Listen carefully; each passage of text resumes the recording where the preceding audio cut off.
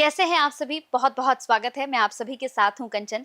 आज बहुत ही एक इम्पोर्टेंट, बहुत ही महत्वपूर्ण विषय पर बात करने जा रही हूँ। कहते हैं कि अगर आपको सही मार्गदर्शक मिल जाए, तो आपके जीवन में फिर किसी चीज़ की ज़रूरत, किसी चीज़ की आवश्यकता आपको नहीं पड़ती है। आज मेरे साथ खास बातचीत के लिए यहाँ पर बगलामुखी के साधक आचार्य भरत जी महाराज हैं। महाराज जी बहुत-बहुत स्वागत है। जय माई की महाराज जी। महाराज जी, मैं सबसे पहले आपसे एक सवाल पूछना चाहती हूँ कि नवरात्रि का समय है और ऐसे में ये बड़ा इम्पोर्टेंट है जानना कि नवरात्रि के समय में माँ बगलामुखी की साधना अगर किसी को करनी हो तो सही समय क्या है, सही दिन इन 9 दिनों में से कौन-सा है और ये साधना हम कैसे कर सकते हैं? क्योंकि बहुत से लोगों को हमने देखा महाराज जी जिनके बिज़नेस नहीं चलते हैं, जिनका स्वास्थ्य बहुत ज़्यादा खराब रहता है या फिर जिनके जीवन में एक समय में हमने देखा है कि वो अर्श पर बैठे हुए हैं, हमने उन्हें फर्श पर गिरते हुए देखा है। तो इन सब चीज़ों से निकले कैसे? माँ बगलामुखी की ऐसी कौन-सी साधना है? क्या करें कि जीवन में बदलाव हो जाए? नवरात्रि में बगलामुखी की साधना अगर आप करते हो, जितने भी समस्याएं आपने बताया है, जी। जो भी साधना करता है, भगवती बगलामुखी के बीज मंत्रों का जाप, गुरु के पास तुरंत जाएं।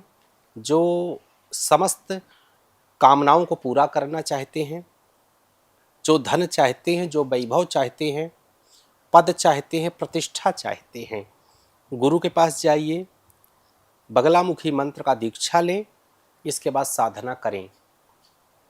9 दिन नवरात्रि के हैं, साधना कर दो, 9 दिन में ही सब कुछ आपको प्राप्त हो जाएगा।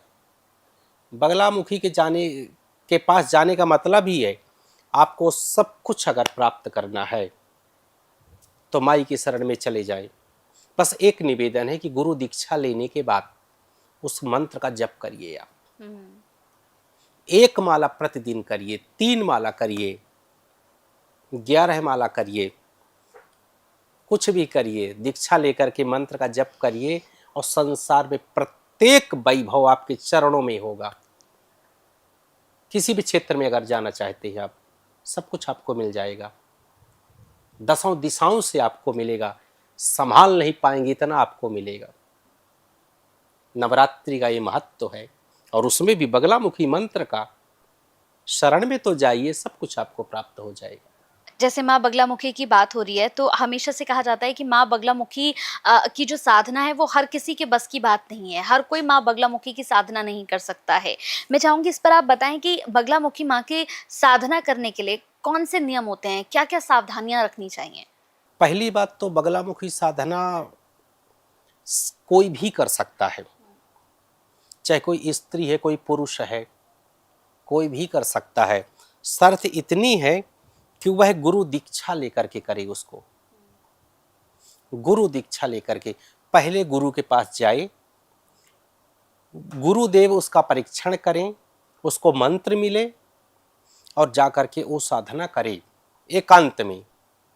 नियम उसके ये हैं कि पीले आसन पे बैठे भगवती की फोटो लगाए, दीपक को जलाए और जलाने के बाद जो गुरु द्वारा मिला हुआ मंत्र है, क्रमिक दीक्षा होती, एकाक्षरी मंत्र, चतुराक्षरी मंत्र और उनके गणों के मंत्र, और लास्ट में दीक्षा मिलती 36 अक्षरों की माँ बगलामुखी की, उसका जप करे। ये तो प्रक्रियाएं हो गई कि बगलामुखी का गुरु दीक्षा ले, किस आसन पे बैठे, पीले आसन में बैठे, पीले पुष्पों को चढ़ाए, भगवती की फोटो सामने हो, 2 दीपकों को जलाना है और जाकर के जप करना है जो गुरु ने आपको मंत्र दिया है। नियम कौन से रखे? एक पवित्रता, स्वच्छता और अपने चरित्र को सुधारे, अपने वाणी को सुधारे, किसी को अपशब्द ना बोले, साधना के दौरान चुप रहे, उस साधना को गुप्त रखे।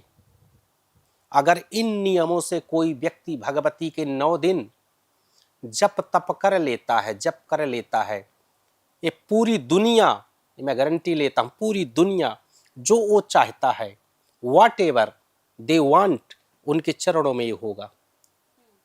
ये चमत्कार इससे बढ़कर के दुनिया में, हाँ मैं जो कह रहा हूं, भगवती बगलामुखी से बड़ा मंत्र इस दुनिया में कोई नहीं है। ये हारे का सहारा है भगवती बगलामुखी। ये दुनिया में जहां सब निराश हो जाते हैं तो भगवती बगलामुखी की शरण में आते हैं। किसी भी रूप में आप निराश हो जाओ, राजनीति में निराश हो जाओ, रोग से निराश हो जाओ, फैक्ट्री डूब जाए, काम सब रुक जाए, कोई शत्रु बाधा हो, कोई प्रेत बाधा हो, कोई आपको छोड़ करके चला गया हो, हर जगह से बर्बाद हो जाओ, एक मार्ग है जो आबाद कर सकता है। वो मार्ग है माँ बगलामुखी का। आप बगलामुखी की शरण में जाओ और न हो तो शिकायत करना। ये कलयुग में प्रत्यक्ष देवी है जो आज भी प्रकट होती है। सब कुछ संभव है, बस उसके शरण में आपको जाना पड़ेगा। एक बालक की तरह वो सब कुछ आपका काम कर देगी। कोई काम असंभव नहीं है उसके लिए। महाराज श्री, जैसे ही माँ बगलामुखी का नाम आता है तो लोगों के अंदर एक और डर आता है, क्योंकि अब अगर हम देखें तो मार्केट में तो यही चल रहा है कि माँ बगलामुखी जो है वो तंत्र की देवी हैं। कहते हैं कि रात में 12 बजे के बाद इनकी पूजा होती है। कई लोग इसे लेकर आलोचना भी करते हैं, उन्हें तंत्र मंत्र से जोड़कर देखते हैं। तो क्या ये सत्य है कि माँ बगलामुखी तंत्र की देवी हैं? तंत्र की देवी है। तंत्र को लोगों को समझना होगा। अनभिज्ञता के कारण से लोग तर्क वितर्क करते हैं। तंत्र that's mean procedure, that's mean प्रक्रिया। जैसे लोकतंत्र अपना होता है, वो एक प्रोसीजर, प्रक्रिया है। प्रक्रिया का मतलब पूजन की पद्धति को तंत्र बोलते हैं। तंत्र नहीं कहते, इसका प्रक्रिया। कौन सी प्रक्रिया है? दो प्रक्रिया देवी का पूजन का है। देवी का पूजन दो तरह से हो सकता है, एक वाम मार्ग, एक दक्षिण मार्ग। वाम मार्ग पूजन कामाख्या में होता है और दक्षिण मार्ग का पूजन जो है तो दतिया इत्यादि पीठों में होता है। तो दो तरह का पूजन है। तो तंत्र कोई ऐसी चीज नहीं है कि देख करके हम डरें, उसको क्रिटिसाइज करें, उससे घृणा करें। इसको हम ऐसे समझ सकते हैं कि विधि है, एक विधान है, एक प्रक्रिया है। उसका अनुपालन हमें करके देवी का पूजन हमें करना है। और दूसरी बात सत्य है कि दिन की अपेक्षा भगवती बगलामुखी का पूजन रात्रि में होता है, क्योंकि रात्रि में एकांतता होती है, स्तब्धता होती है, शांति होती है, मन लगता है। और ये मंत्र भी उस समय ज़्यादा काम करता है, देवी भी ज़्यादा काम करती है और उस समय यह प्रकट भी होती है। अगर ओरिजिनल साधक साधना कर रहा है तो सब कुछ देवी को रात्रि प्रिय है। और सबसे बड़ा कारण है रात्रि क्यों प्रिय है कि इसका प्रकटीकरण मंगलवार चतुर्दशी के दिन रात्रि में हुआ था। हरिद्रा सरोवर, काठियावाड़ गुजरात में हरिद्रा सरोवर के अंदर भगवान विष्णु ने जब उपासना करी भगवती की तो दिन मंगलवार था, तिथि चतुर्दशी थी, रात्रि में 12 बजे भगवती का प्राकट्य हुआ था हरिद्रा सरोवर में। इसलिए रात्रि भगवती को प्रिय है। और रात्रि ही उस भयंकर तूफान का भगवती बगलामुखी ने स्तंभन किया था, रोक दिया था। जो संसार में भयंकर उपद्रव हो रहा था, भयंकर वायु का प्रकोप था, एक भयंकर वायु चल रही थी, एक अशांति थी, उपद्रव था। भगवान विष्णु ने उपासना करी, भगवती से प्रार्थना करी और भगवती ने रात्रि में ही उस उपद्रव को शांत किया। इसलिए इसको रात्रि प्रिय है माता रानी को। कहते हैं कि माँ बगलामुखी का जो प्रसिद्ध मंदिर है, वहां पर माँ बगलामुखी जो है वो खुद आती हैं रात्रि के समय। क्या ये सत्य है? सत्य है। 12 बजे से 3 बजे के बीच में एक दिव्य शक्तियां बहुत तेज, जैसे कि कई सूर्य निकल आए हैं, आएंगे और समाहित हो जाएंगे। वो तेज आता है, समाहित होता है और फिर लगभग 3:45 बजे के लगभग वो तेज अपने आप चला जाएगा। सब साधक देखें, ये सत्य है। आज भी प्रकट होती। कहता हूँ कि क्यों परेशान हो रहा है ये दुनिया वाले? अगर परेशानी है, सब जगह हार गए हैं, तो भगवती बगलामुखी की शरण में जाइए, करिए आप। सब कुछ संभव है, कुछ भी असंभव नहीं है। अगर लगता है कि मैं जीवन से हार गया, एक बार जाइए तो भगवती की शरण में जाइए। ये साधक बोल रहा है, जाइए आप और आपका काम जरूर होगा, जरूर होगा और जरूर होगा।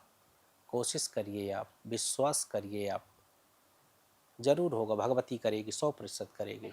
और अगर इसी तरह की कोई भी परेशानी आपके साथ चल रही है, जैसे मैंने शुरुआत की कि अगर आपके बिजनेस में कोई परेशानी चल रही है, आपके बनते बनते काम जो है वो बिगड़ रहे हैं, स्वास्थ्य बहुत ज़्यादा खराब रहने लगा है, कई डॉक्टर्स के पास जा चुके हैं लेकिन फिर भी रिजल्ट नहीं मिल रहा, आप खुद भी परेशान हो गए कि आखिर हो क्या गया है मुझे, मैं डॉक्टर्स के पास तो जा रहा हूँ लेकिन कुछ भी नहीं बता रहे डॉक्टर, और दिन पे दिन मेरी तबीयत बिगड़ती जा रही है। या फिर बिजनेस में सब कुछ पा चुके थे, अचानक से क्यों फर्श पर आना पड़ गया, ऐसी क्या वजह थी जिसकी वजह से जिंदगी में इतनी उथल पुथल मच गई।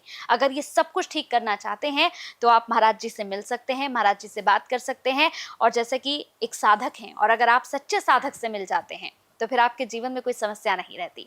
बहुत बहुत धन्यवाद महाराज श्री, आपका कीमती समय मिल जाता है और इतनी बातें मेरे माध्यम से जो है पहुंच जाती हैं, बड़ा अच्छा लगता है। जय माई बहुत की। बहुत धन्यवाद। जय जय माई माई की। की।